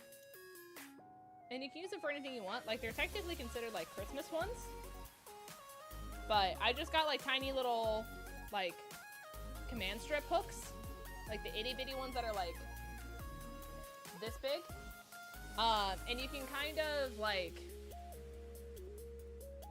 How do I... Like, kind of mold them to be the shape that you need them to be. So you can kind of force them to go up and down, and then they kind of, like, hold their form better. So... That's what I would do. Christmas in July. Of course. Hi, Madison. Welcome to the stream. Hello, hello. Hey, Benny. How far are you? Is it almost out gone? I can't see. I can't see it. Chad, do you want to do some TCG? We can open some packs.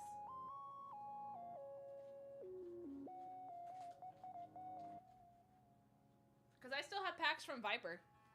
I have this entire box still, and I have an entire unopened one from Viper.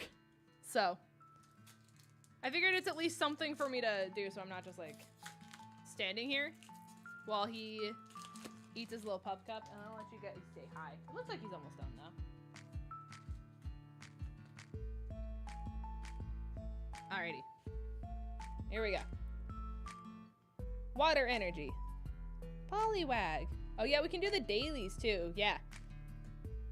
Darumaka. Corphish. Revavroom. Ogre's Mask. Sunflora. Reversed Hollow Farfetch'd. Reverse Hollow Crawdaunt. And a Namarys. Woo! I don't know if I'll be able to do the music dailies. Because I'm doing simulcasting in a way that I haven't done simulcasting before. I'm trying a new way. So far, it seems to be working really well, and the quality's really good. But I don't want to do copyright music and then have me get a DMCA strike. So I'm kind of using this as a test stream to see if it works the way that I want it to. If it does, then I can do the music dailies from here on out. I just have to make sure that if I multi-stream this way, it's still able to separate the music from my VOD, basically. So, it's a little complicated. However, if it works the way I want it to, it's gonna be amazing. It's just a matter of, will it work the way I want it to? May your drawing skills be better than last time. Who am I drawing, Logan? Let me know. Let me know. Oh, also, I don't know if KC is still lurking. But I finished your emote, by the way. It is in your Discord DMs. And I am currently on Dan's. And I believe after Dan's is Lunar's. So. Z-Dog! Alex with the 5 gifties! Thank you so much, gamer. Thank you, thank you. Alex, if you would like me to make you an emote to say thank you for all your generosity for the gifties over on YouTube, you just let me know, because it would be my honor. My honor. Thank you so much for the 5 gifties over on YouTube. I appreciate you. And Z-Dog, thank you so much for the 9 months. I appreciate you so much, gamer. That's almost a year. Thank you, thank you. That's so kind of you. So much generosity. Thank you, thank you. I will draw Bentley for his birthday. Have no fear. Have no fear at all. Also, chat, I do have a question for you. So obviously we're doing Shiny Lock on the side. I just have to get my RAM situation figured out. I'm gonna message Helios tonight and like ask him why my memory usage is still so high. Ooh, look at this one. That's so crazy. So pretty. Lost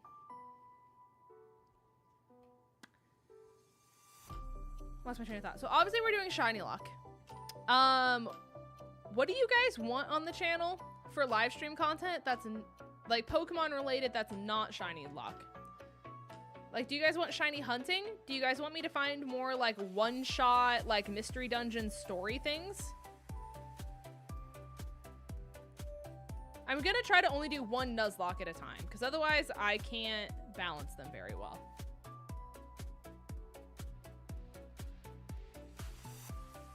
But like, do you guys want more like Pokey Rogue? Benny finished his pup cup.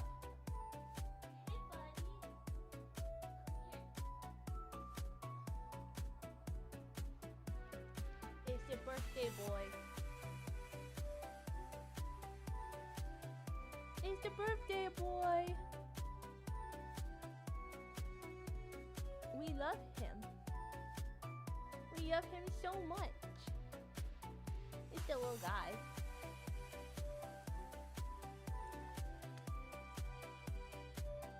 He got his pup cup. And his new bandana. And he got a new toy today. He's so happy.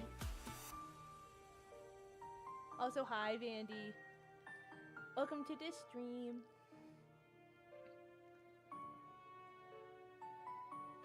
It is a leg workout to hold him like this because I have to squat and hold him at the same time. And he's like 35 pounds. It's like a halfway down squat the whole time. Alright. He wants to leave, so I'm letting him out, but it was an honor for him to celebrate his birthday with you guys.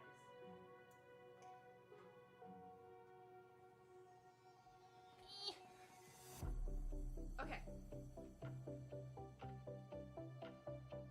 Okay. Whew. All right. Let me do my doodles here.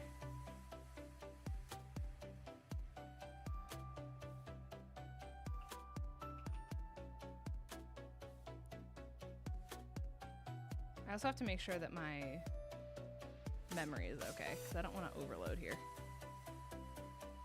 The fact that I even have to say that, having literally nothing open, is absurd.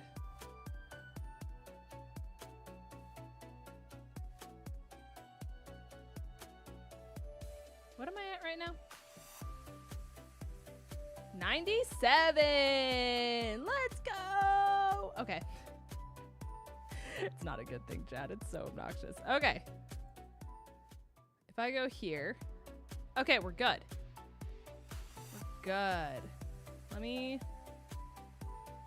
do this. I have to get a reference picture of him up real quick. Just so I don't butcher this. And you guys are like, do you know what your dog looks like? I'm gonna say no smile.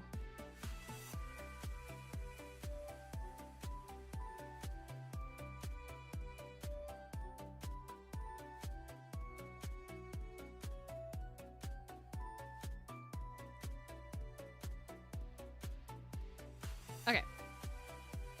Linz, I need help. I don't know how much I can help, but I will try. Okay.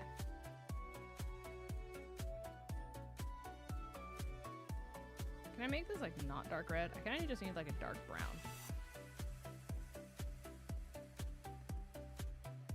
Okay. Brush. Make brush bigger. Okay.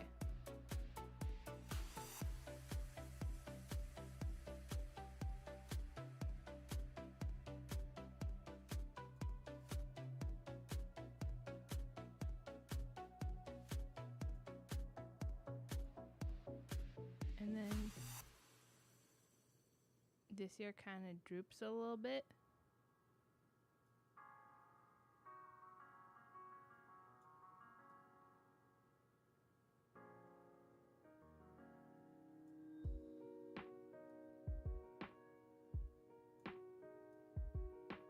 It's so hard to do like dogs without like a mouse and keyboard. Okay.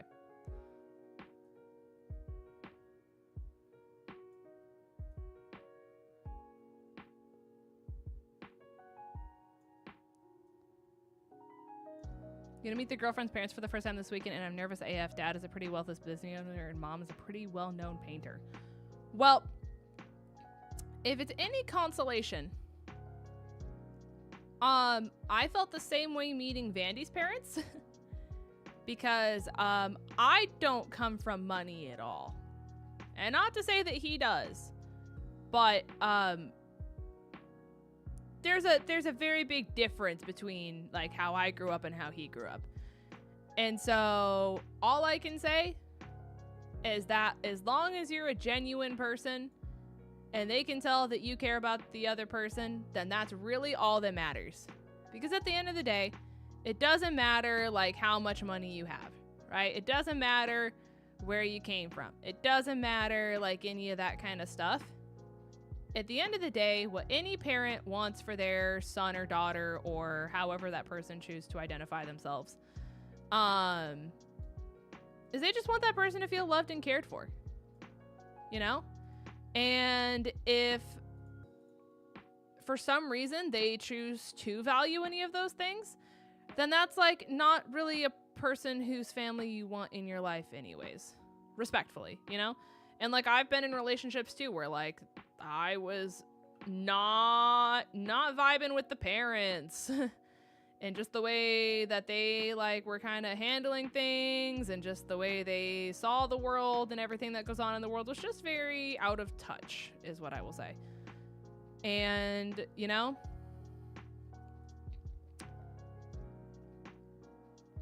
it's just genuinely the like saying of like money can't really buy happiness, you know? And so at the end of the day, if they are a family who has their like priorities in check, then it should be a situation where they just want their son, daughter, or like I said, however that person chooses to identify themselves, to be happy. And as long as that is something that is happening, that is simply all that should matter. So like genuinely, just be yourself. It's like as easy as that seems as like an answer. Like I understand how intimidating it is, because like I even to this day have like conversations with Vandy of like, hey, your entire family reunion that's happening right here is bigger than like all of my extended family together. And that can be very intimidating, especially when like money and things like that is involved as well, you know? But if they care about you as a person, which is all that should matter, none of that should even come up or be like a factor in the first place.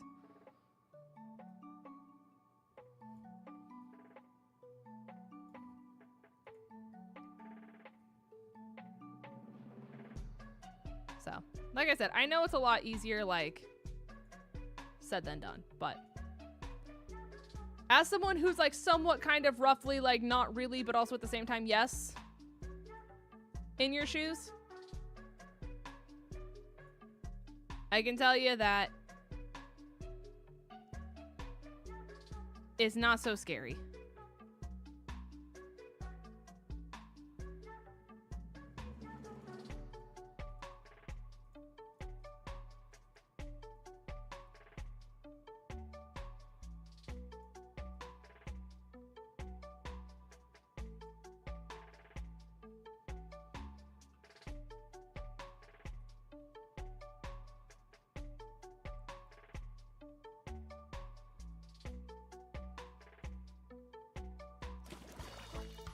That scared me. 𝗏𝗏𝗡 says, proposal for this to become an emote? Proposal for this to become... But we already have a Benny emote.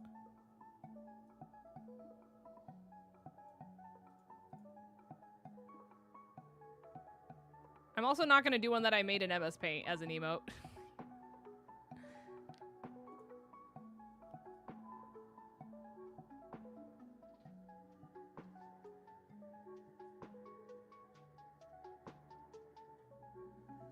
Unfortunately.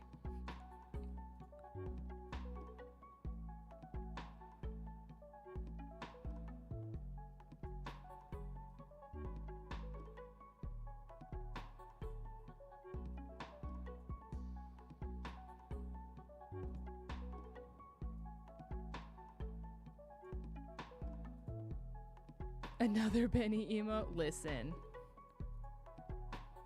There's only so much you can really do with like dog emotes that aren't just like making something that you already have as an emote, you know?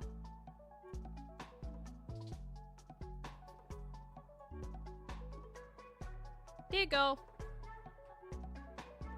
For mouse and keyboard, that's actually pretty good. I'm not gonna lie to you. For mouse and keyboard, that's pretty solid. Without using my iPad, that is not a bad fella. Okay. Let's do... We can do today's Pokidoku.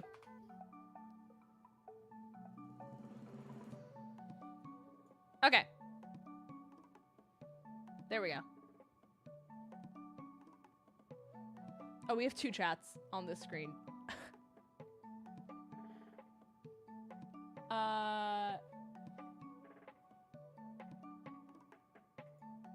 Okay, I just got rid of one of them. Okay. So we need a fighting normal type. That is not like an obvious fighting normal type. We have Beware.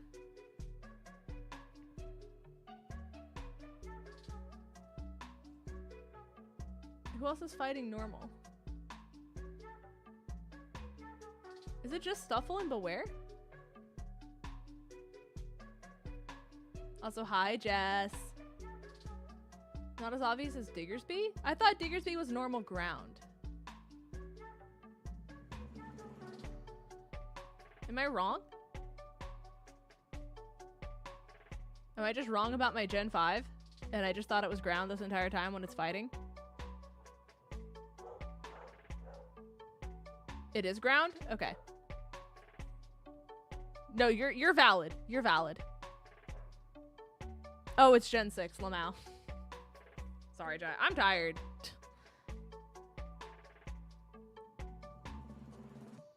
You do with the traveling that I just gave you the story of, chat, and then we can have this conversation.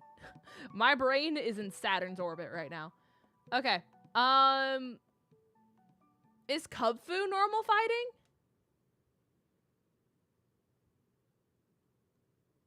I had to walk my therapist through a crisis? Your therapist wasn't walking you through a crisis. You walked your therapist through a crisis? We need to back up. Hold on.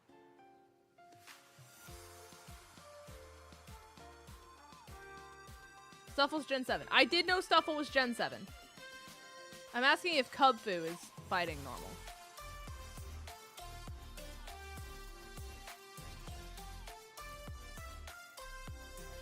Or is it just fighting?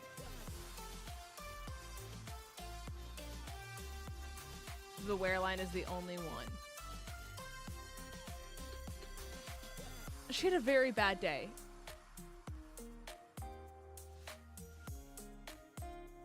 Interesting.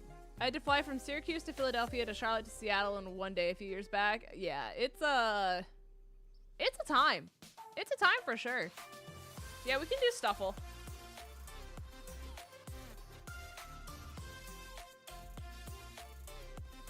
Okay.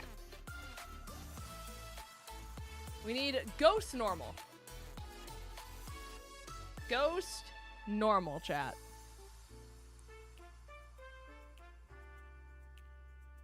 Who is Ghost normal? Hisui and Zorark? Yep. Yep, for sure. Are there just only one for all these?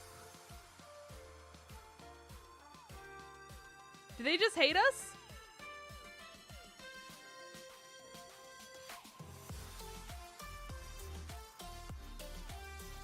All right. All right. Alolan normal type. Methinks Drampa. Because isn't it dragon normal? There is Kamala. There is Yungoos and Gumshoes. Yeah, the two cannon line. I don't think anyone's going to put Drampa. I feel like Drampa is way more niche. I'm just going to confirm. Drampa is normal dragon.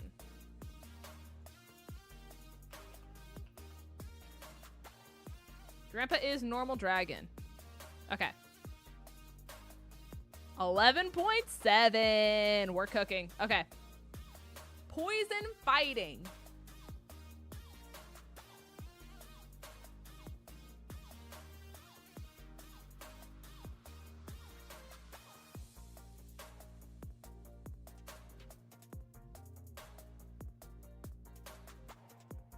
Oh yeah, Toxicroak. I was like, why can I not think of one poison fighting type?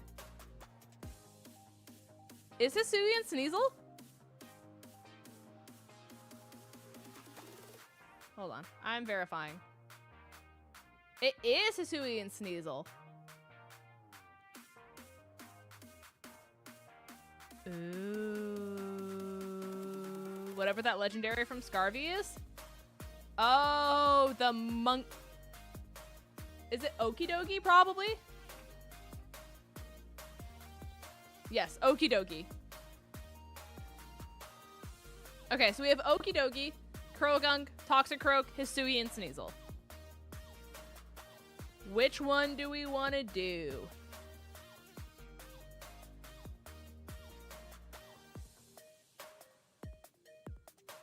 What are we feeling?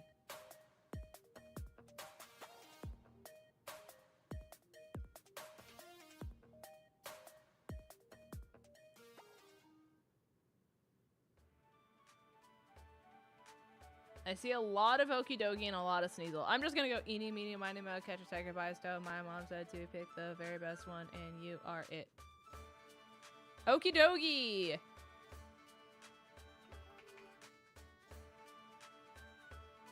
Okay. Poison Ghost. That's not the monkey, right? Monkey's like...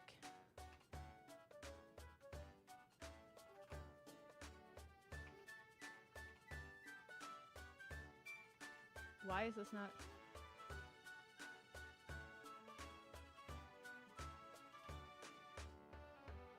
It's psychic? Okay. Petrarunt, Gengar line.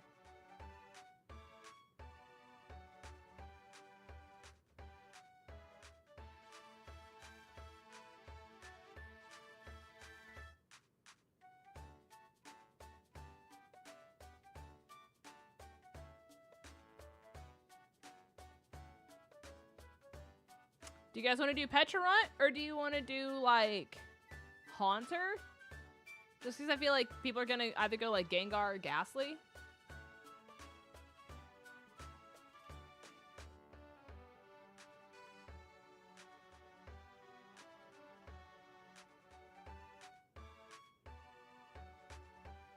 Okay, we can do Petrarunt. Am I even pronouncing that right? Okay. Huge. Okay, a lowland poison type. We have Salandit, we have Salazzle. We have... Poipole and Naganadel, Toxapex, and...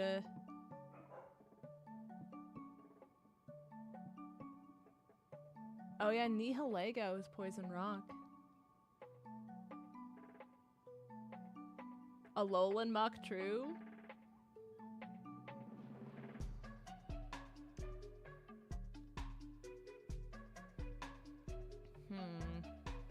I'm kind of on team 𝗏𝗏𝗏𝚑 right now, chat. For like most unexpected. Are we on the same page? Do you guys kind of want to do 𝗏𝗏𝗏𝚑?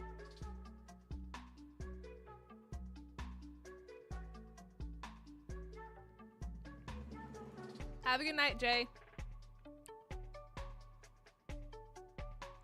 𝗔𝗓𝚘𝚔's also one, yeah. We'll just do 𝗏𝗏𝗏𝚑. 8%. Okay. Fighting type middle evolution. Technically now Primeape, right? Because Annihilape is an evolution of Primeape. We have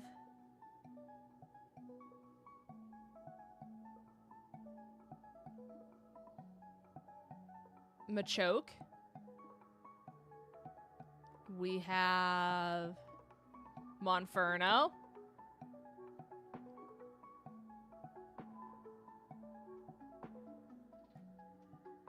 Pig Knight. True, actually.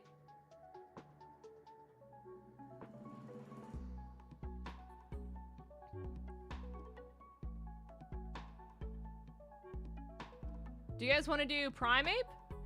Or do you want to do Pig Knight? Oh, Palmo's an option too. Is Quaxwell fighting? That's a great question.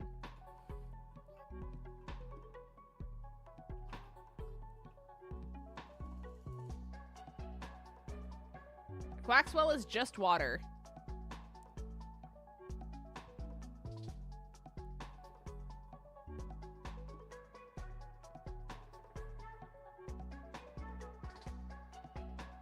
Okay, chat, back to my original question. Do you guys want to do Primeape or do you guys want to do Pig Knight?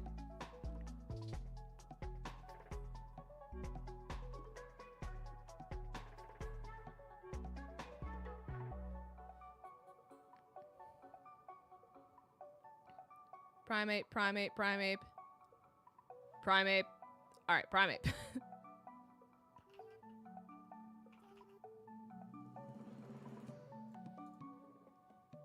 Okay, 12.2 is not bad. Okay. Middle evolution ghost type. We have Haunter.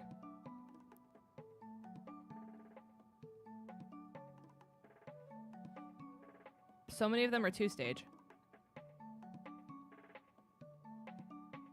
Dusclops, yes. Everyone I'm thinking of has 2. Lampent.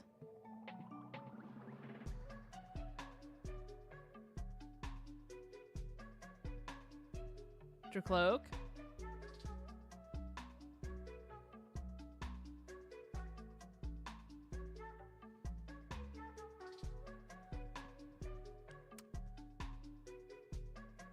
Oh, dude, Blade is a crazy one.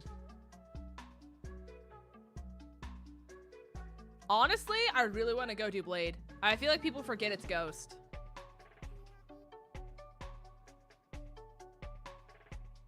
Because my brain just puts it in the Steel category. Yeah. Okay. Alola middle evolution.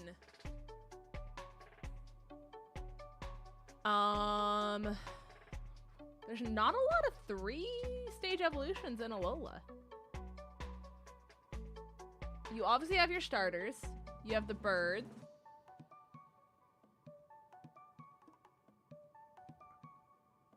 You have... yeah, Charjabug.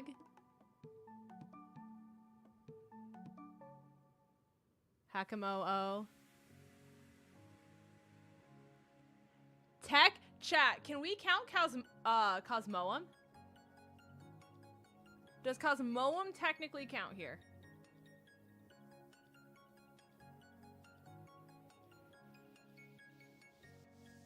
Does it?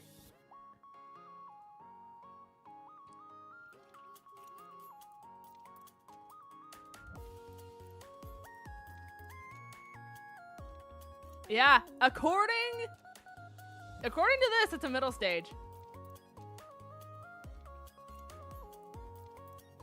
Surely Cosmoem. No one thinks of. 12.4 people thought of it? That is shocking. Okay. So, most common was Beware, Hisuian Zoroark, Yungoos, Toxicroak, Gengar, Toxapex, Machoke, Haunter, Torracat. Okay. Least common. Let's see how many we got right. Pirouette Meloetta. Where was Newt when we needed him? Hisuian Zoroark, which is what we put. Sivali, I didn't even think of. What was the category? Oh, Alolan normal type. Whoop. Wow. Sneasler. We did Okie Dokie. We were close, though. We were torn between Sneasler and Okie Dokie, though. Mega Gengar, we did Pecharunt. It was 15 to 14. So we were pretty close there. It was like 1% difference. We did get Nihilego. Palmo was the least, which is shocking. I'm surprised that many people remembered that Primeape is now considered a middle evolution. Very shocked. We did get Doublade. Yep. And then for middle stage evolution, we did Cosmo. Alolan Graveler was the least common. That is shocking to me.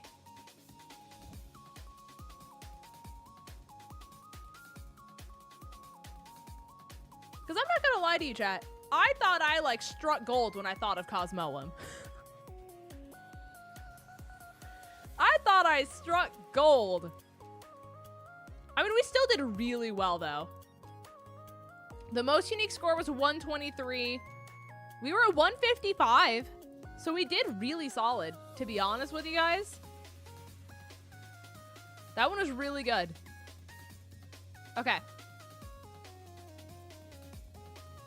All right. Alolan Graveler Litto is in every cave in Ultra Sun and Ultra Moon. I don't know. I'm just here. All right, I'll let you guys do Spottle because this one doesn't really play music out loud, so I don't really have to worry about it too much. I just have to sneeze. Hold on. If it'll let me.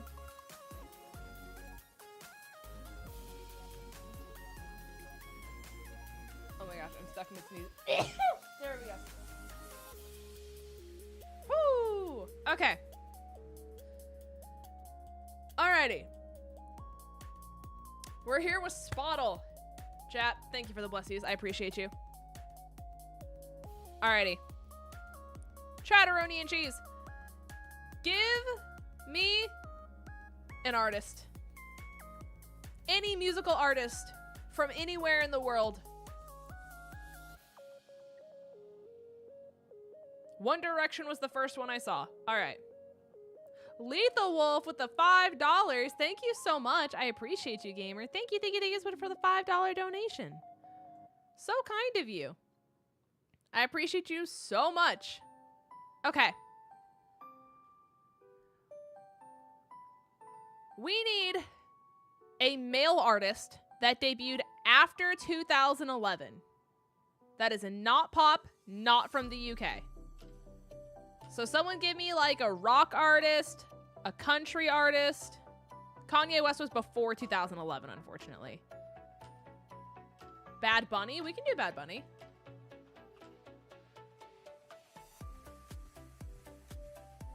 Ooh, okay. So they debuted between 2018 and 2011. So somewhere around there. It is a male solo artist close to Puerto Rico.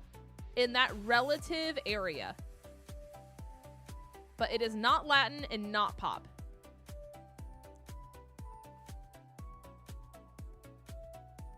Harry Styles, it is not British. Somewhere around the Puerto Rico area.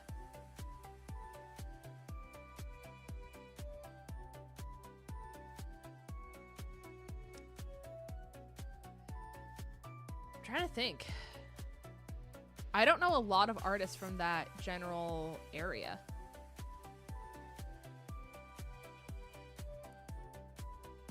J Balvin?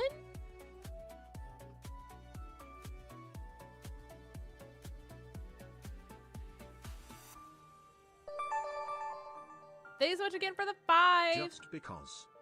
I appreciate you so much. Okay. We have it down.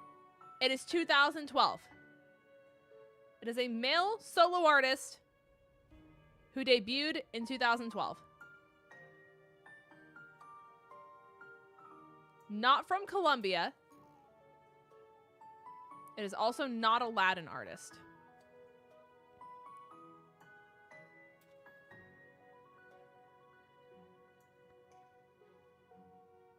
I don't know who did Despacito?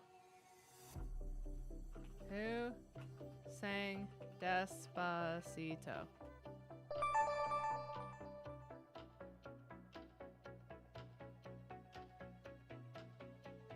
Oh, thanks so much for the $1 as well. I appreciate you so much. Thank you, gamer.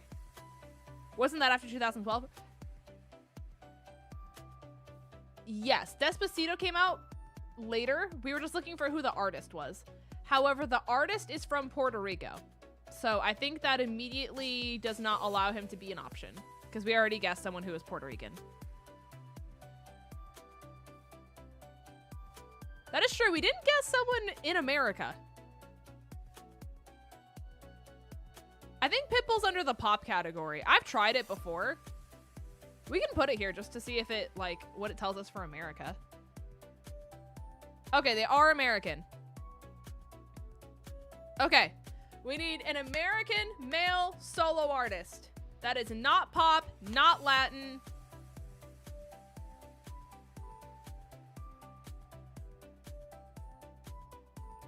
That debuted in 2012. Sean Paul?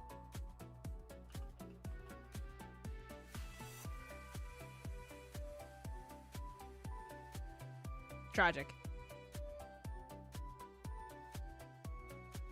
Justin Bieber is Canadian. Machine Gun Kelly.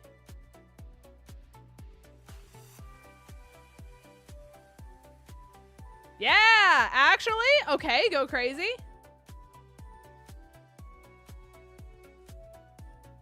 There you go. Look at you go. You crushed it. Nailed it. Bri popping off? Yeah, literally. Yeah, I found out well, I knew Justin Bieber was Canadian. I also found out Drake was Canadian. And Drake being Canadian was a very big, like, mind-blowing moment for me, because I had no idea. I had no idea. So, that was news for you, girl. Did not know that. I didn't either, to be fair. I had no idea.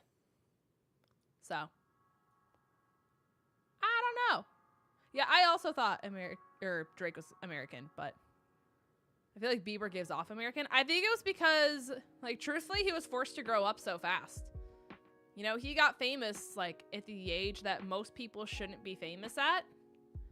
And I think he was just forced to travel, and, like, he did so much in America at the time that I genuinely think he was just forced to grow up in an area that wasn't his home for so much of his life, you know? Didn't he get famous at like 10? It was really young. How old was Justin Bieber when he got famous? Let's see.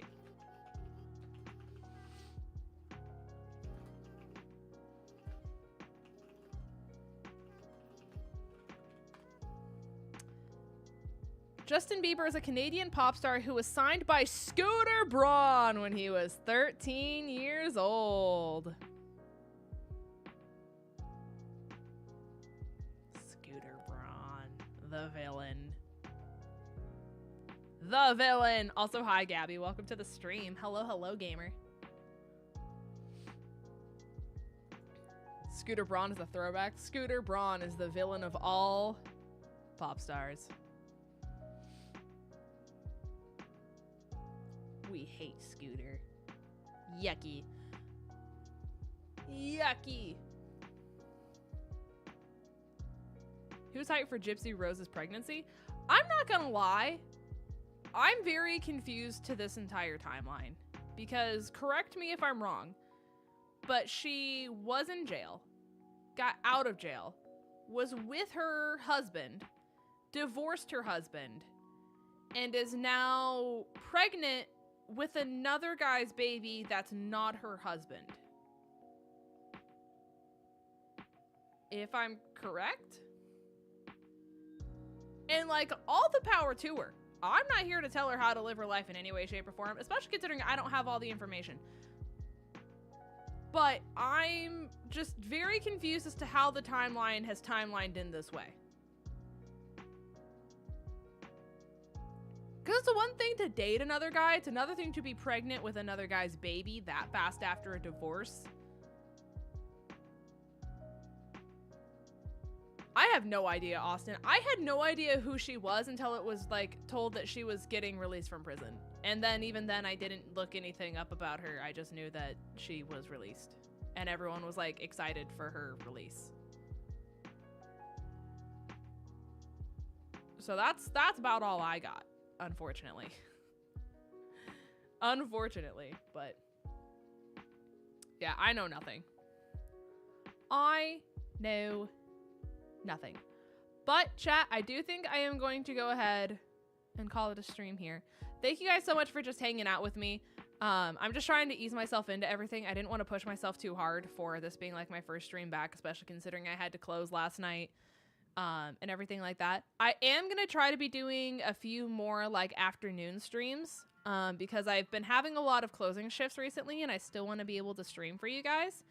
So just be prepared for me to be doing a lot more simulcasting and for a few more like afternoon streams to be popping up here and there on days that I have to close, just so I can still like hang out with you guys, even if we do something that's not Nuzlocke related. I'll probably try to save Nuzlocke for like evening streams as much as I can, just so you guys don't miss it if you guys are like invested in it, if you will.